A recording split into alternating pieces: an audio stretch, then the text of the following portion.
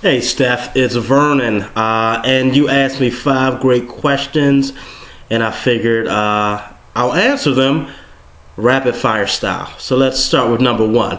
Tell us about yourself, how long you've been in the business, where you're from. Well, I am Vernon Vaughan. I'm the managing partner of Real Start Properties. I've been in the business since 2003. I'm born and raised in the Washington, D.C. area. And prior to becoming a real estate investor, I was a market researcher and often spent so much time at work. I was there until the cleaning crew came in. And one of my early entrepreneurial ventures was starting a cleaning company, a carpet cleaning company that went on to do 6 figures and helped me to leave corporate America.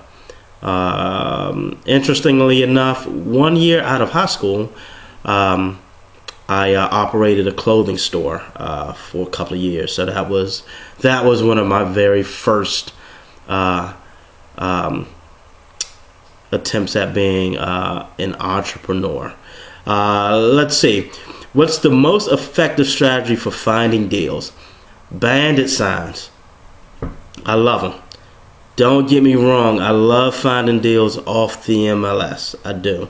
But I like bandit signs because I love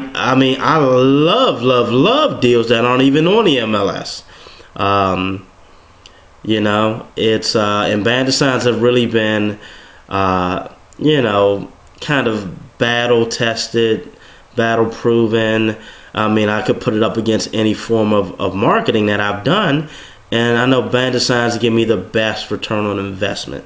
And it's funny, I actually got kind of introduced to bandit signs first in my carpet cleaning company that I founded many years ago.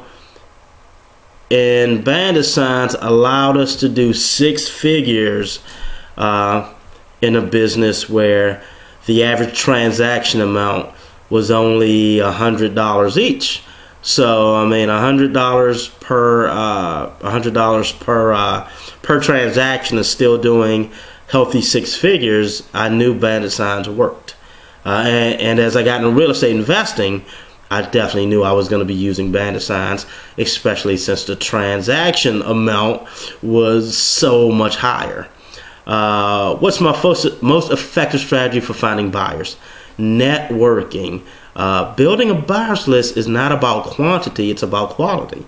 And you get quality not from just going to a real estate investment group, passing around your clipboard or your sign-up sheet and getting as many names and email addresses as possible.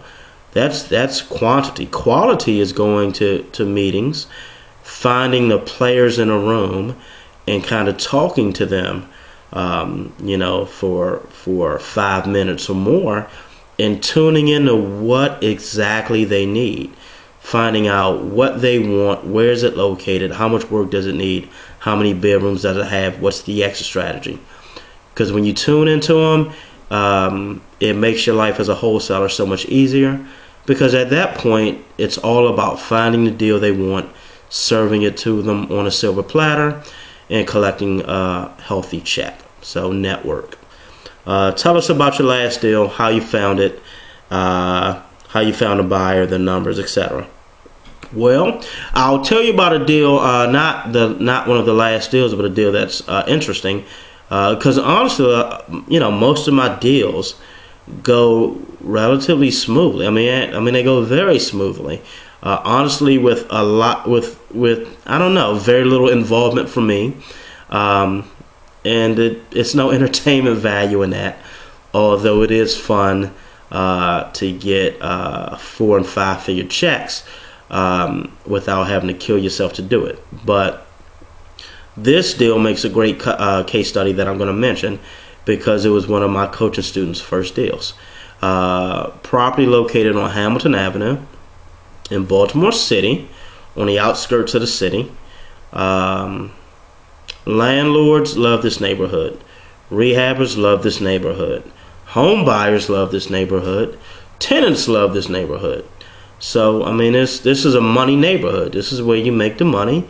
As a wholesaler, you go where the money is. As an investor, you go where the money is. You don't go off the beaten path. You don't go chasing deals that nobody wants.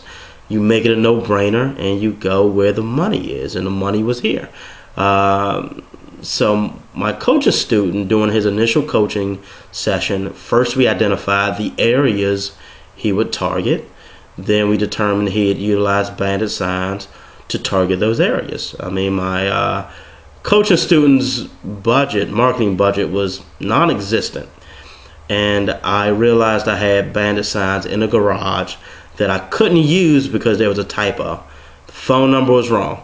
So gave my coaching student 200 bandit signs, magic marker, told him to write on the back of the bandit sign, "We buy houses, put your phone number, get out there, get the signs out there." He put out about 30 signs every Saturday night for about 3 weeks. He got calls almost immediately, and about the fourth call he got was a deal. It was a seller who was not even a separation. It was somebody he had been with for almost 15 years, but wasn't his wife, and they had kids together, so they were breaking up. And the house looked like crap. The guy was a pack rat. He had stuff everywhere. There were past due taxes. There was an environmental citation. We found out there was also a mortgage that had been paid off, but the satisfaction had never been recorded. So it was some plot twist, you know. This deal took a little longer than normal. It ended up taking 60 days from when we put it under contract to settlement. But we got this property under contract at $38,000. We knew it needed about $70,000 in work, and had an ARV really right around $200,000, maybe a little higher. I did find a buyer very quickly. I mean, once again, because of who you know and not this buyer's list of people you don't know. I found my buyer by making a phone call, and we wholesaled the property that we got under contract for $38,000. We wholesaled it for $8,000 assignment fee.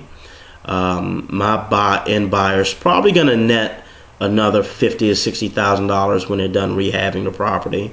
Total hours invested in this deal were 15 hours, and I track how much time I spend on all my deals. 15 hours in this deal. Hourly salary $533 an hour. Not bad considering I am not a doctor, not a lawyer, and I'm not a drug lord, a drug kingpin. So excellent hourly salary. And my coaching student got his first deal, so that was an added bonus. Last question: any advice you'd like to give folks who are out there trying to score their first deal? Yes. Listen up, listen good.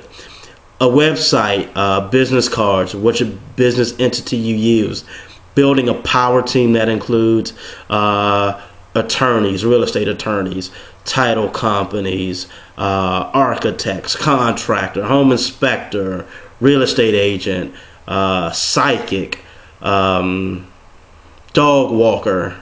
And I'm joking, but really all of these things you hear about what you got to do before you do your first deal it's really crap.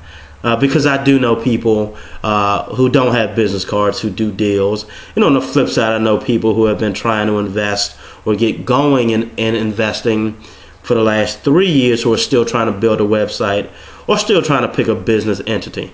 So don't listen to that crap. Don't let anything stop you from doing a deal. Doing deals pays for websites, pays for business cards, pays for infrastructure, not really the other way around. So make sure you make sure you stay deal oriented and not kind of pouring your efforts into building websites and crap. That's first piece of advice. Second piece of advice is just implement. Most of us kind of soak up knowledge like sponges. And the downside to that is we never implement it. And knowledge, and I've got a saying that, useless knowledge is just trivia. So knowledge you never put to work just becomes trivia. So you've got to implement whatever you're learning. The quicker you implement or attempt to implement, the better. The better you'll actually do at retaining that knowledge. I mean, if you just learn it and let it sit, it becomes useless knowledge. So, whatever you learn, try to implement it pretty quickly. Your execution does not have to be perfect. You often learn more through poorly executing than not executing at all.